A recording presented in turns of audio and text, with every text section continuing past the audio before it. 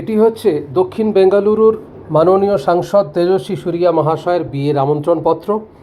কোনো একটিভাবে আমার কাছে এসছে, আমি আগামী রবিবার নিমন্ত্রিত, সেখানে যাব এবং 1 তারিখ থেকে বিয়ে শুরু হয়েছে তার কিছু অংশ আপনাদের সামনে তুলে ধরার চেষ্টা করলাম।